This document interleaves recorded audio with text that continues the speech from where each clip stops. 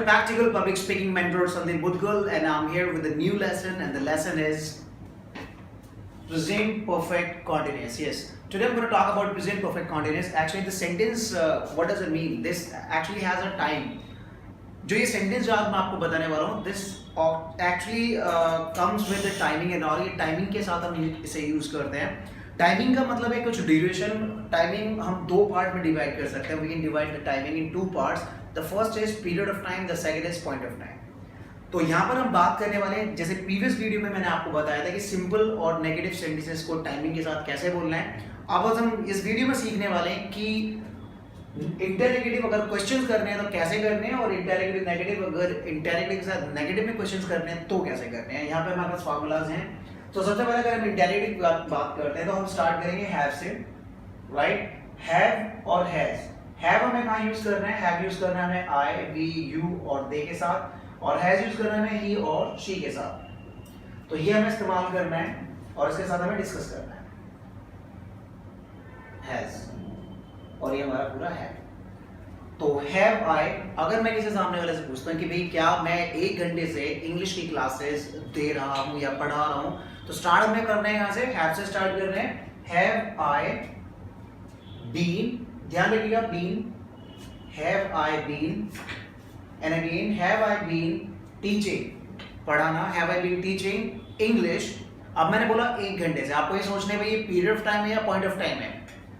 Period of time और point of time मैंने पिछली भी वीडियो में आपको बताया था कि पीरियड ऑफ टाइम और पॉइंट ऑफ टाइम को प्लीज ध्यान रखिएगा. तो ये है आपका पीरियड ऑफ टाइम, मतलब 4. क्या मैं 1 घंटे से पढ़ा रहा हूं? Have I been teaching English for an hour, 1 घंटे से. क्या मैं 1 घंटे से, क्या मैं 2 बजे से यहां पर खेल रहा हूं? तो फिर से स्टार्ट करते हैं एक बार फिर से. हैव आई बीन, खेलने के लिए playing. Have I been playing. अब यहाँ पे मैंने बोला 2 बजे से. आपको ये सोचना है ये पॉइंट ऑफ टाइम है या पीरियड ऑफ टाइम है. जी बिल्कुल ये पॉइंट ऑफ टाइम है. सिंस 2 बजे से. Have I been playing here since 2 o'clock. Got it now? So this is the way you need to make the sentence. आपको 2 लोगों को एक साथ रहना है. आपको अपने आप को ए बनाना है, अपने दोस्त को बी बनाना है. आपको क्वेश्चन उनसे करने हैं, वो आपको रिप्लाई करेंगे. रिप्लाई करने वाला उनसे आपको ये बोलने के ज्यादा वो रिप्लाई करें, ताकि वो ज्यादा वो भी बोल पाए और आप भी सीख पाओ. फिर वो क्वेश्चन करेगा, फिर आप रिप्लाई करेंगे. एक बार मैं करके दिखा रहा हूं. फिर से इसी क्वेश्चन को लेते हैं. Have I been teaching English since 2 o'clock. आपका पार्टनर, मान के चलो मैं अपने पार्टनर हूं, मैं रिप्लाई कर रहा हूं. Yes you have been teaching English since 2 o'clock because you are a trainer here, you are the single trainer here who always teaches here only. So you are giving your classes and you have been taking English classes since 2 o'clock, and this is all about, you can make this, I mean आप बोल सकते हैं, बना सकते हैं. Start करते हैं कुछ और questions. we're going to talk about have we been playing, have we been watching TV. क्या हम सुबह से टीवी देख रहे हैं? have यहाँ पे लीजिएगा have we been. Have we been watching TV सुबह से. आप बताइए सुबह से के लिए क्या होगा? पॉइंट ऑफ टाइम है, पीरियड ऑफ टाइम है? कुछ सोचिए फिर से. तो ये है आपका पॉइंट ऑफ टाइम सुबह से. तो have we been watching TV since morning. You got it now? So make the sentence, ask the sentence from your friend and he will reply you, and if he is making some questions and then you reply.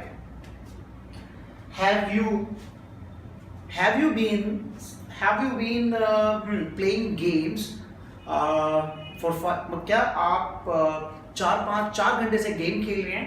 Have you been playing games. अब यहाँ पे बोला 4 घंटे. 4 घंटे आप period of time है, point of time है, आपको खुद से सोचना है. अगर पीरियड ऑफ टाइम है तो 4, पॉइंट ऑफ टाइम है तो सिंस. लेकिन यहाँ 4 घंटे, कौन सा 4 घंटे ये नहीं पता हमें.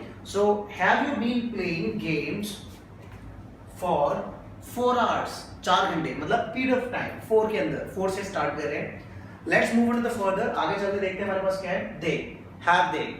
Have they been sleeping. क्या वो सो रहे हैं? क्या वो सुबह से सो रहे हैं? Have they been sleeping since morning. मतलब सिंस क्यों लगाया? फिर से पॉइंट ऑफ टाइम है इसीलिए मैंने लगाया. Have they been sleeping since morning. बात करते हैं सिंगुलर पर. हैज ही और has she. Has he been operating system. 1 घंटे से हम इस्तेमाल करते हैं तो has he been operating system for an hour.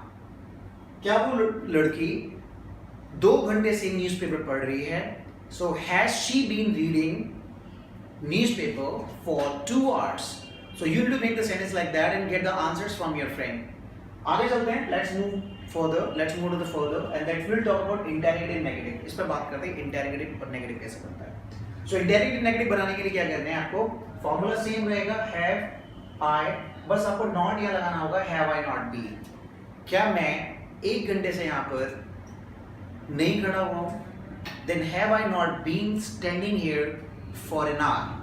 क्या आप 2 बजे से टीवी नहीं देख रहे हैं? Have you not been watching TV 2 बजे से since 2 o'clock? So you have to make many sentences, as many as you can, and get the answers from your friend. That is the only way to brush up and to improve your communication skills. Move on to the next one. Have they not been going to their office for 2 months? क्या वो 2 महीने से अपने office नहीं जा रहे हैं? तो अगर आप कुछ भी इमेजिन करके आंसर दे सकते हैं. Have they not been going to their office for 2 months? आप बोल सकते हैं because for 2 months they are not in Delhi. They are out of station. That's why they have not been going to their office for 2 months. Moving on to the singular, has he not been writing some stories for 2 days? क्या वो 2 दिन से story नहीं लिख रहा है? Has he not been writing story for 2 days? You can use it and ask from your friend and he or she will reply you. Has she not been attending her college for 1 week, for a week? क्या वो 1 हफ्ते से अपना college attend नहीं कर रही है? अगर आपको रीजंस पता है then go with the answers. Yes, because जो भी रीजन आप जानते हैं you can go with that reason and make the answer. So that is present perfect continuous. Hope that you can understand. बात करते हैं if double-H family. So we use double-H family first. अगर double-H family अगर आता है, double-H family का मतलब है कि क्वेश्चंस अगर हम बोलते हैं कि भाई आप 2 दिन से क्यों वहाँ जा रहे हैं, तो यहाँ पे क्या करना है? double-H family को स्टार्टिंग में रखना है इस जगह. That's it. आप 2 दिन से वहाँ क्यों जा रहे हैं? Why have you been going there for 2 days? आप अगर कई बार जो फ्रिक्वेंटली यूज होता है कि भाई आप कब से इंग्लिश क्लास ले रहे हैं, तो मैं यहाँ पे एक और पॉइंट आपको बताना चाहूँगा. एक यहाँ पर आप रखिएगा since when और यहाँ लिखिएगा how long, मतलब for how long. ये हो जाएगा आपका कितने समय से, और ये हो जाएगा आपका कब से. अगर मैंने पूछा आप कब से इंग्लिश की क्लासेस ले रहे हैं, तो आप बोल सकते हैं since when have you been taking English classes. बहुत ज़्यादा यूज करते हैं कब से. आप कब से कॉलेज जा रहे हैं? since when have you been going to the college. आप कब से कंप्यूटर क्लासेस ले रहे हैं? since when have you been taking computer classes. and your partner will answer you for that today. आप कितने समय से कॉलेज जा रहे हैं? for how long have you been going to your college. आप कितने समय से यहाँ बैठे हुए हैं? for how long have you been sitting here. your partner will answer for you that. and these are very important that comes in double-H family. Hope you can understand what I was trying to make you understand.